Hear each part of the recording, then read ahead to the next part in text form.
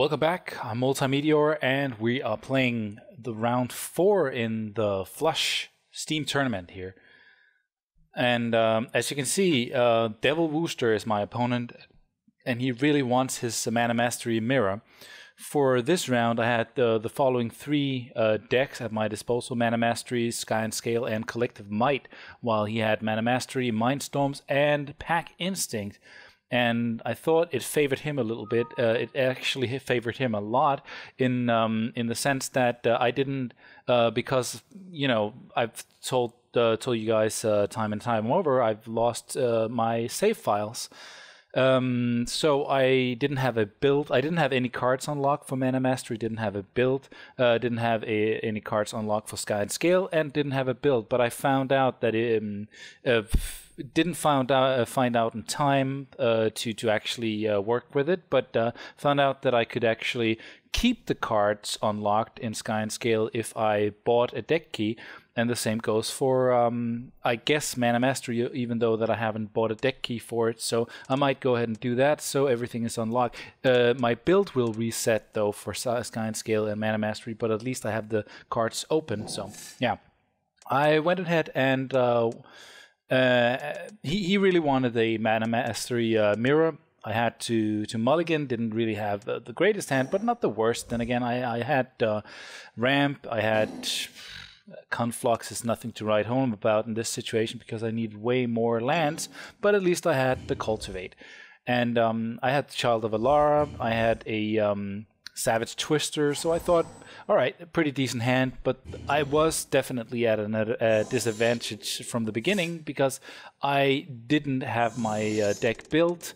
I just had the default deck, while he did indeed have his deck built, and you'll see how effective this deck is. Sorry for spoiling a little bit, but yeah. What I'm saying is just don't keep your hopes up too much for this round, because I was already a little bit in the hole. But you can see he dropped a Swamp and a Plains, and right away I just knew that his strategy, he had a Vindicate in hand and wanted to take out one of my lands. And I went ahead and got myself a second Forest, just to dissuade him a little bit, obviously. So it's a little annoying, but that is pretty much the strategy when you play against Mana Mastery, or if you play the mirror, it's just a race to whoever gets to take out the other's forests or whatever lands might be usable. But I wasn't sure actually if Cultivate revealed the lands, but I kind of had this figured out. That's why I went with the second Forest, and usually I actually go for the second Forest just to make sure that I don't run out, even though there's no card that requires you. Well, there is Progenitus, but aside from that, I don't think there's maybe Cruel Ultimatum. Okay, aside from those 2 cards, there's no card that requires you to have 2 forests. At least no card that spell that requires to have 2 forests and not 2 of any other lands. All right, so he drops the Pernicious Deed, and I think to myself, all right, finally got the domain here. Went off to a pretty decent start. I think in hindsight, I should have played the allied strategies. I considered. I don't think I actually. No, I actually waste a turn here because I don't want to play allied strategy, which I think in hindsight I should have done, and just discarded whatever wasn't useful for me or to me immediately, or play Child of Alara to force him to use his Pernicious Deed, which would have put off his Cultivator turn as well. So that might have been the play right there. Yeah, so because I don't really end up having any other plays, and I'm really thinking, should I play allied strategies just to draw those lands and perhaps get into something a little bit more interesting? But I think I end up playing the Child of Alara just to force his hand a little bit. I'm starting to get closer to Conflux mana. I have allied strategies. And I'm very worried because there's no immediate and no no obvious game plan from the cards that I have in my hand. I only have defensive strategies a little bit with the Savage Twister if he drops something, a creature, and I only have Child of Alara to try to get rid of his Pernicious Deed, which is kind of sucky because you would like to get a little bit more bang for your bucks with that card. But I'm thinking if I draw a creature, and there's plenty of them in the default deck, I wouldn't like for him to have a Pernicious Deed that he could, well, at this point in time, just pop for 7 and just kill everything I have on board. So I thought Pernicious Deed needs to get out of the way. Not sure if when looking back at it and looking into the future or the upcoming turns, that it was the best play, but yeah.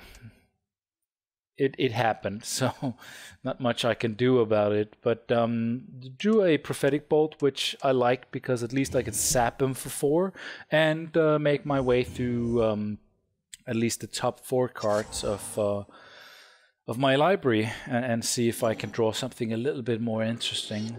And he goes ahead and drops that Magister Sphinx, and right away I'm starting to fear the Lavalanche. So I'm thinking, okay, I need to turn up the speed here, hit him in the face for 4, and I don't really see anything I like. I think maybe I could have chosen the Pale Recluse, but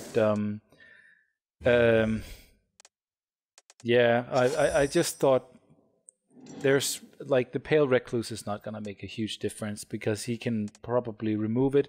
He has, after all, a deck that is built, and I have a way of getting rid of that Savage Twister anyway.